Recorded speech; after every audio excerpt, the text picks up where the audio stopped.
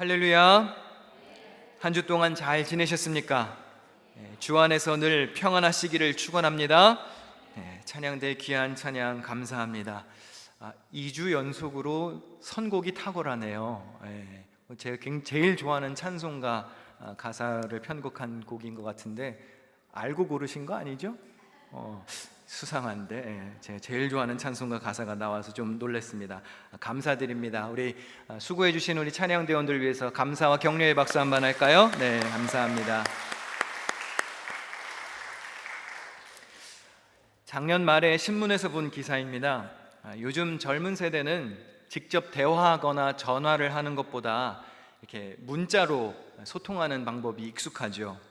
그래서 전화벨이 울리면 공포를 느끼는 이른바 전화 공포증을 호소하는 이들이 많다고 합니다. 그러니까 실제로 있는 용어더라고요. 폰 포비아. 회사에 이런 젊은 직원들이 점점 늘다 보니까 이를 돕기 위한 컨설팅 회사도 생겼습니다.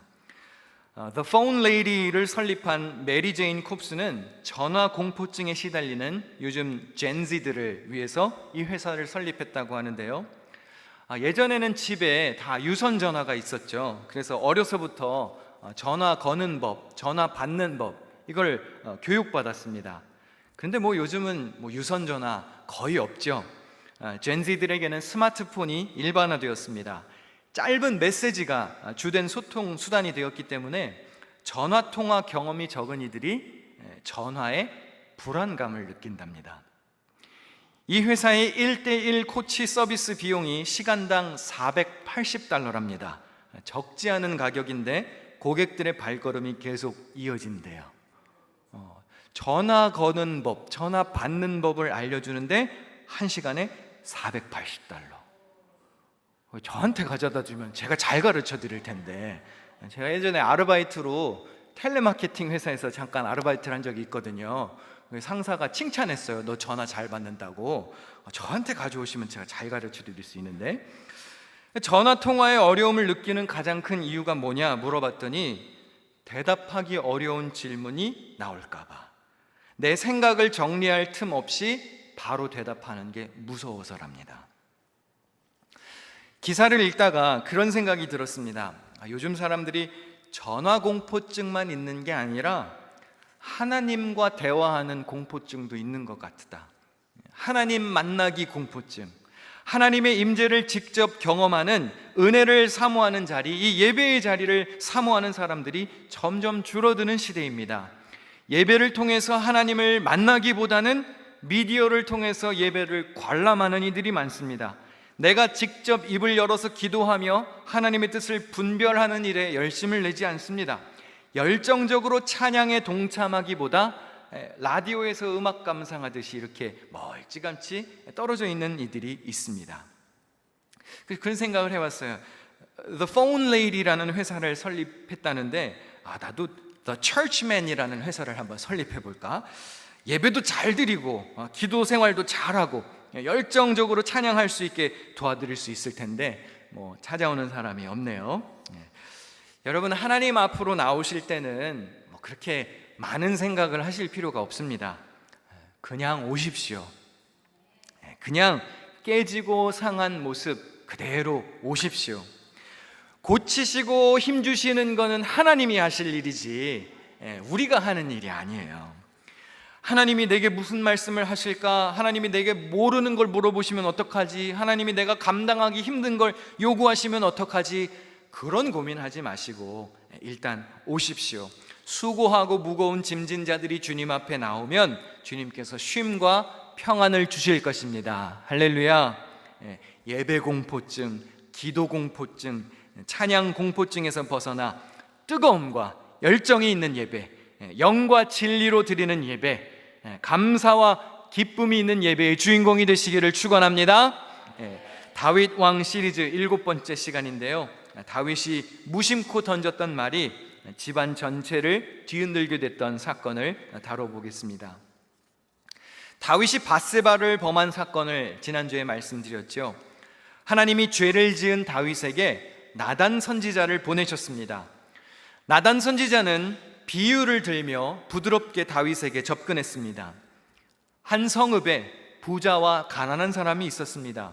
부자는 짐승이 많았고 가난한 사람은 양 한 마리를 키우고 있었습니다. 어느 날 부자에게 나그네가 찾아왔습니다. 부자는 짐승이 많이 있었지만 굳이 가난한 자가 유일하게 가족처럼 돌보던 양을 뺏어서 잡고 나그네를 대접했습니다. 다윗이 이 이야기를 듣다가 화가 났습니다. 그리고 이야기 도중에 이렇게 말했습니다. 사무엘하 12장 5절과 6절에 주님께서 확실히 살아계심을 두고서 맹세하지만 그런 일을 한 사람은 죽어야 마땅합니다.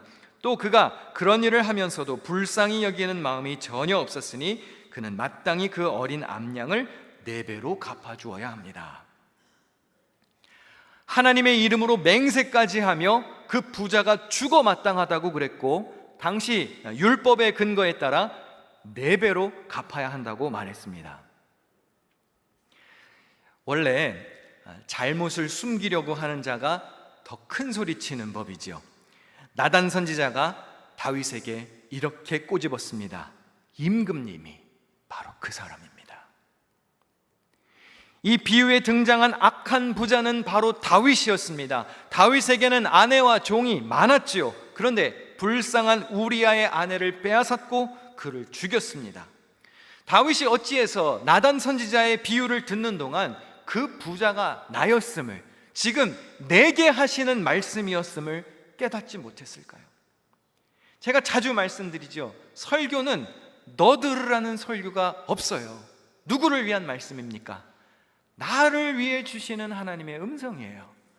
근데 많은 사람들이 뭐라 그래요? 아이고, 오늘 설교는 그 이가 꼭 들었어야 되는데 그 이가 오늘 안 왔네. 아니에요. 따라서 하겠습니다. 내게 주시는 말씀. 이왕이면 손도 얹어서 내게 주시는 말씀. 여러분, 지금 이 말씀은 여러분을 위한 말씀입니다. 다윗이 듣다가 그게 자기를 위해 주시는 말씀인지 몰랐어요. 예수님이 말씀하신 대로 이웃의 작은 흠은 알아보면서 왜 자기 자신에게 있는 더 큰 흠은 감지하지 못했을까요? 다윗이 무심코 던진 말이 부메랑이 되어서 결국 자기 자신에게 날아오고 말았습니다. 몇 배로 갚아야 한다고 그랬죠, 다윗이? 당시 배상법에 근거한 발언이었어요. 출애굽기 22장에 보면 4배로 갚아야 한다고 나와 있어요. 그런데 여러분, 다윗이 진짜로 4배의 값을 치릅니다. 다윗과 밧세바 사이에서 생긴 첫 번째 아이가 죽습니다. 두 번째, 아들 압살롬이 배다른 형 암논을 살해합니다. 원래 암논이 왕위 계승 1순위였어요. 황태자, 근데 그를 죽였습니다. 여러분, 창세기 3장에 보면 아담과 하와가 하나님의 명령에 불순종하죠. 바로 다음 장 창세기 4장에 무슨 사건이 나옵니까? 가인과 아벨의 형제살인 사건이 나오죠. 똑같아요. 다윗이 밧세바를 범하는 죄를 짓자 무슨 일이 벌어지나요? 하나님과의 관계가 단절되니까 자식들끼리 서로 죽이는 거예요. 죄는 반복되는 겁니다, 여러분. 압살롬도 나중에 죽습니다. 그리고 훗날 다윗이 늙어서 왕위 계승을 할 때 아도니아와 솔로몬이 왕위 쟁탈전을 벌입니다. 원래는 아도니아가 왕위 계승 서열이 높아요. 근데 어떻게 되죠? 밧세바의 아들이었던 솔로몬이 왕이 되고 아도니아를 제거합니다. 아들이 몇 명 죽었어요? 4명 죽었어요. 다윗이 몇 배로 갚아야 한다 그랬죠? 4배로 갚아야 한다 그랬더니 그 말이 부메랑이 되어서 자기 아들 4명이 죽습니다. 여러분, 말 조심해야 합니다. 말한 대로 되는 거예요. 하나님이 뭐라 그러셨죠? 귀에 들린 대로 행하시겠다 그랬어요. 반역을 일으켰던 압살롬의 이야기를 좀 살펴볼까 합니다. 그는 아버지에게 반기를 들었습니다. 이복형이었던 암논이 압살롬의 친누이 다말을 겁탈했어요. 그래서 압살롬이 화가 나서 암논을 제거했습니다. 이 일 때문에 다윗이 분노하기는 했는데 특별한 조치를 취하지 않아요. 여러분, 성경의 위대한 인물들이 많은 경우에 자기 자식들을 잘 못 기릅니다. 사무엘 선지자도 그랬고 하나님 마음에 합한 왕이었던 다윗도 자식 교육에 별로 열의를 내지 않습니다. 압살롬은 암논을 살해하고 도망자 인생을 살다가 나중에 집으로 복귀하였는데 아버지 다윗과 틀어진 관계가 회복이 되질 않았어요. 끝내 그는 반역을 일으켰고 예루살렘 성을 차지합니다. 그런데 압살롬이 반역을 일으키는 과정이 참 묘해요.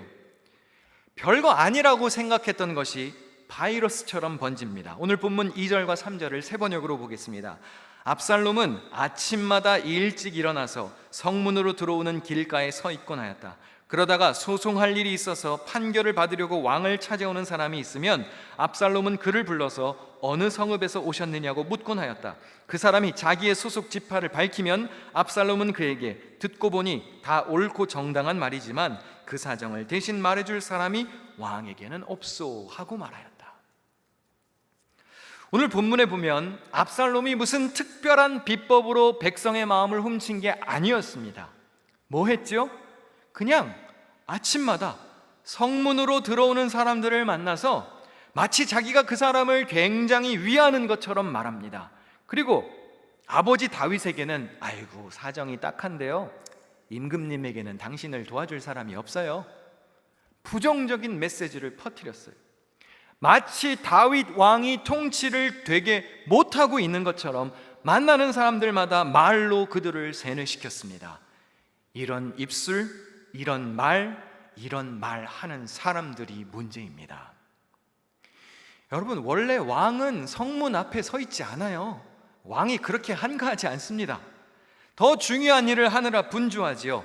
압살롬 자기는 할 일 없으니까 맨날 아침마다 나와서 만나는 사람들에게 그렇게 얘기를 했겠죠. 본문 4절을 다 같이 읽어보실까요? 시작. 누가 나를 이 나라의 재판관으로 세워주기만 하면 누구든지 소송 문제가 있을 때에 나를 찾아와서 판결을 받을 수가 있을 것이고 나는 그에게 공정한 판결을 내려줄 것이요. 그러니까 압살롬이 맨날 아침에 뭐 했던 거예요? 아이고 누가 나를 좀 재판관으로 세워주면 내가 더 잘할 텐데, 아이고 딱하시네요 위하는 척 해주면서 은연중에 현직 지도자를 비판하면서 자기 선거 유세를 하고 있어요. 아니 누가 뭐 재판관 시켜준다 그랬나요? 그런데 서민들을 찾아가서 공약을 던집니다. 다정하게 손을 내밀어서 악수합니다. 심지어 입을 맞추어 친근하게 다가갔다 그랬습니다. 여러분, 압살롬이요, 이름이 좀 그래서 그렇지 압살롬이 괜찮은 사람이었어요. 사무엘하 14장 25절 한번 같이 읽을까요? 시작. 온 이스라엘에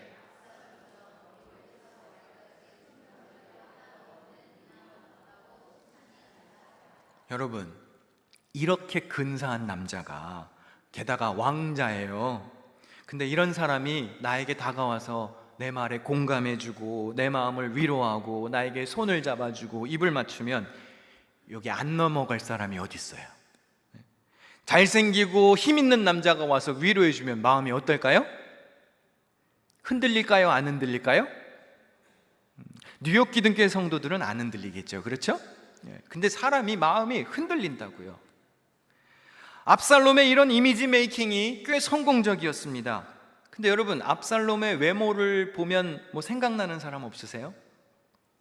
이스라엘의 초대 왕 사울도 어땠습니까? 외모가 훌륭한 왕이었죠. 다윗은 무엇이 훌륭한 왕이었나요? 다윗은 중심이 훌륭한 왕이었어요. 그런데 민심이 다시 어디로 향하나요?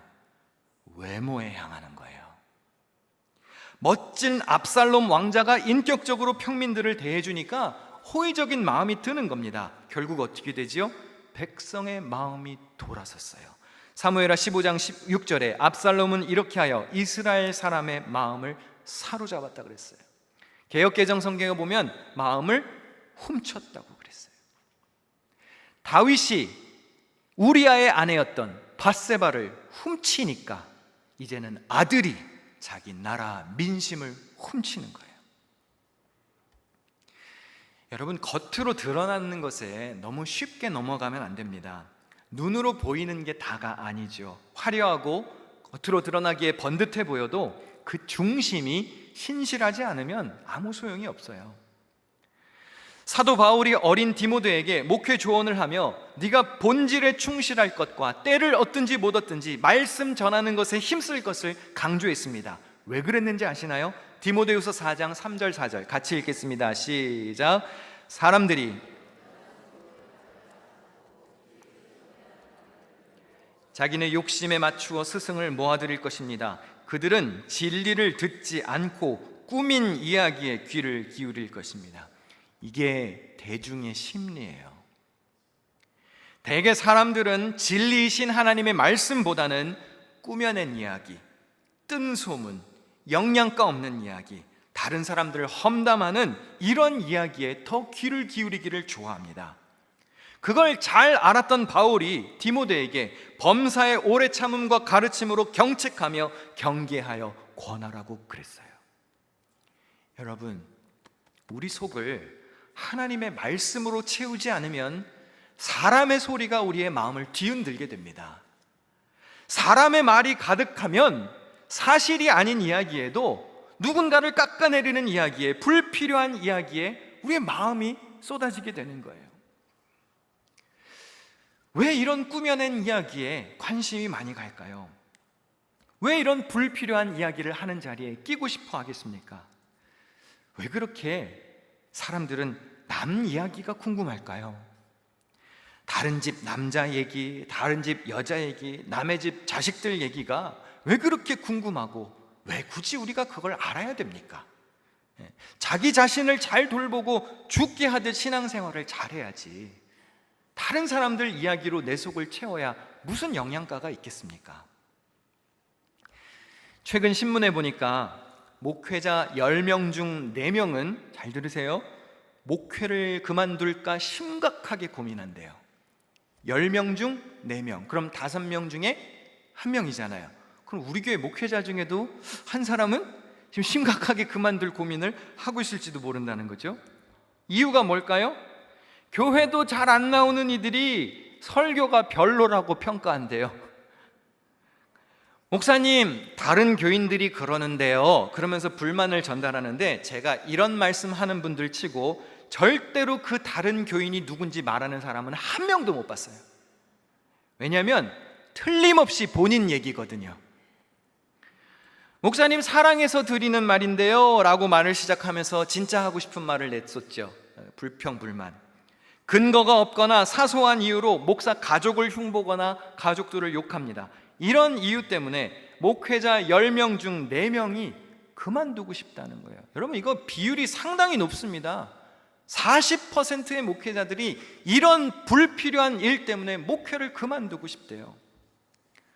압살롬처럼 떠드는 말에 목회자나 교회가 혼란을 겪는다면 이 얼마나 안타까운 일인가요? 목회를 접고 싶은 10명 중 4명의 고성민 목사도 들어갈까요?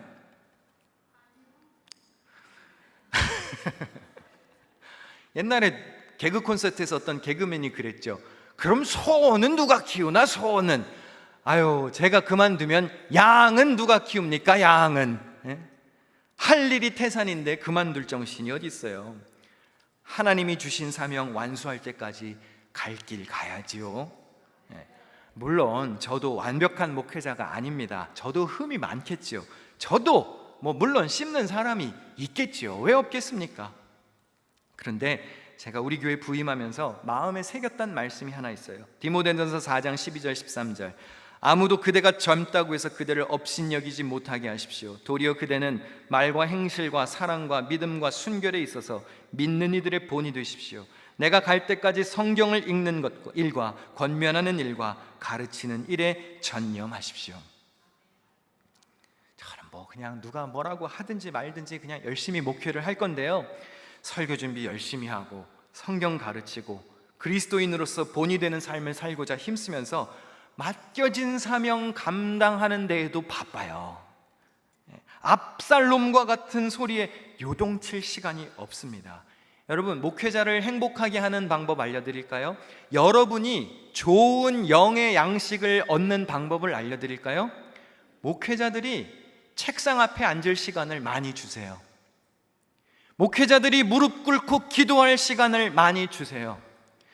어떻게 하면 책상에 엉덩이를 붙이고 앉아서 성경 한 구절을 더 보고 말씀을 연구하고 공부를 하고 기도하면서 하나님의 도움을 구하며 영양가 있는 설교를 준비하는 일에 매진해야지 여러분이 건강한 영의 양식을 듣는 거예요.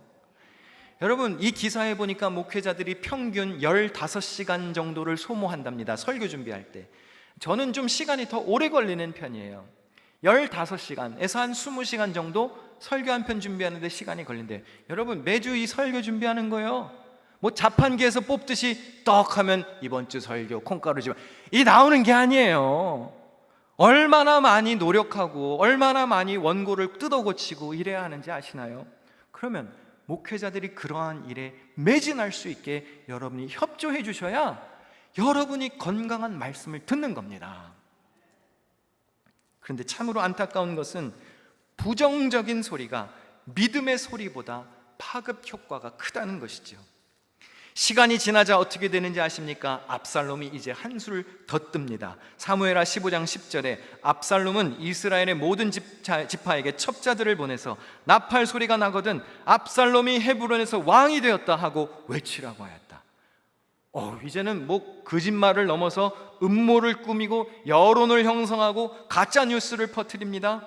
여러분, 예나 지금이나 이놈의 소문이 문제예요. 이놈의 소문. 근데 놀라운 게 뭔지 아십니까? 사람들이 여기에 요동한다는 것이죠. 사무엘하 15장 12절에 이렇게 반란 세력이 점점 커지니 압살롬을 따르는 백성도 점점 더 많아졌다 그랬어요. 말이 번지고 이렇게 저렇게 퍼지다가 보면 그 소문이 사실인지 아닌지 중요한 게 아니에요. 사람들은 그냥 믿고 싶은 대로 믿고 보고 싶은 대로 보게 됩니다. 판단하고 싶은 대로 판단하는 거예요. 여러분, 그거 아십니까? 거짓말도 자꾸 하잖아요. 사람이 세뇌돼요. 말하는 우리의 습관을 고치지 않으면 공동체는 와해되는 겁니다. 뒷말하고 험담하고 거짓말하는 거, 이것도 습관입니다. 이런 자리를 피하셔야 합니다. 말씀이 아닌 사람의 말이 가득한 자리는 피하셔야 합니다. 여러분에게 득이 될 것이 없습니다. 분별력이 사라집니다. 쉽게 발끈합니다. 남 뒤에서 거짓을 꾸미는 것은 하나님이 기뻐하시지 않습니다. 잠언 27장 5절과 6절에 드러내놓고 꾸짖는 것이 숨은 사랑보다도 낫다 그랬어요. 친구의 책망은 아파도 진심에서 나오지만 원수의 입맞춤은 거짓에서 나오는 겁니다. 믿음을 가진 이들이 앞뒤가 다르게 행동하는 것은 사탄의 도구로 이용당하는 것입니다. 고린도후서 11장에 사탄도 빛의 천사로 가장한다고 그랬어요. 그렇다면 사탄의 일꾼들이 의의 일꾼으로 가장한다고 해서 조금도 놀랄 일이 아닌 것이죠. 다윗이 아들 압살롬의 반란으로 인생 최대의 위기를 맞습니다. 자기가 차지했던 다윗성, 자기가 지었던 예루살렘 도성을 버리고 도망가는 신세가 되었어요. 여러분, 다윗 인생 얼마나 참 치열한가요? 이미 한참 도망자 인생을 살았던 경험이 있는 다윗입니다. 사울 때문에 실컷 광야를 떠돌았습니다. 그런데 이번에는 아들 때문에 또 광야 신세가 됩니다. 그러니까 왜 그 추악한 죄는 저질러서 이 고생을 하냐 말이에요. 죄는 사람의 명예를 실추시킵니다. 인생을 비참하게 만듭니다. 나중에 어떻게 됩니까? 압살롬 아들의 군대와 다윗의 군대가 맞붙어서 부자지간의 전투를 치러요. 이런 희대에 웃지 못할 찬극이 벌어집니다. 오늘 설교 제목이 뭐지요? 콩가루 집안이. 콩가루도 이런 콩가루가 어디 있어요? 아버지와 아들이 하나님의 나라 안에서 전쟁을 하는 거예요. 말 한마디로 천냥빚을 갚는다고 했지요. 무심코 던진 말은 엄청난 영향력을 발휘합니다. 그래서 세상에서 제일 무서운 게 새치혀라는 말이 있을 정도잖아요. 그리스도인은 절대로 함부로 입을 열어서는 안 됩니다. 잠언 18장 21절 같이 읽겠습니다. 시작. 죽고 사는 것이 혀의 힘에 달렸나니 혀를 쓰기 좋아하는 자는 혀의 열매를 먹으리라. 잠언 20장 19절도 같이 읽습니다. 시작. 두루 다니며 한담하는 자는 남의 비밀을 누설하나니 입술을 벌린 자를 사귀지 말지니라. 예수님께서 하신 말씀입니다. 마태복음 15장에 입에서 나오는 것들은 마음에서 나오나니 이것이야말로 사람을 더럽게 하느니라. 속에 들어있는 것이 더러우면 입으로 나오는 말이 더러울 수밖에 없습니다.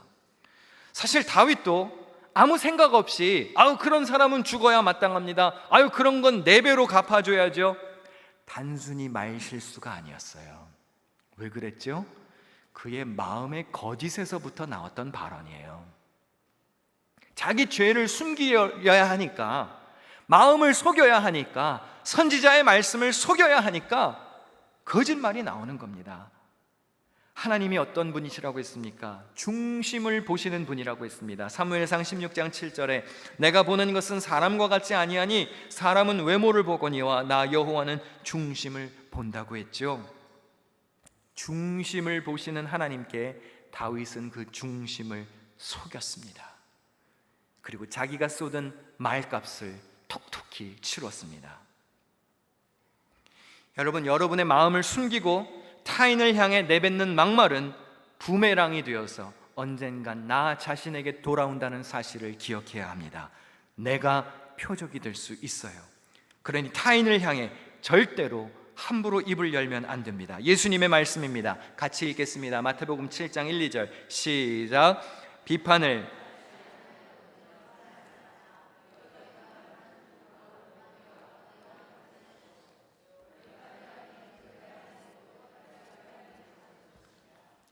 무심코 던진 그 부메랑이 방향을 바꿔 나를 향해 날아오고 있을지 모르니 쉽게 판단하고 쉽게 비판하지 말아야 합니다. 죄의 길에서 벗어나는 길은 지난주에 소개해드렸죠. 더 많은 말을 하거나 더 많은 잔머리를 굴리거나 나의 부족한 지혜를 쓰는 게 아닙니다. 의롭게 되는 간단한 비결이 있습니다.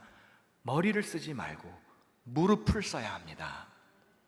시편 51편에 보면 다윗이 밧세바와 동침한 후 선지자 나단이 그에게 왔을 때 잘못을 지적받고 회개하며 쓴 시라고 표제가 붙어 있습니다.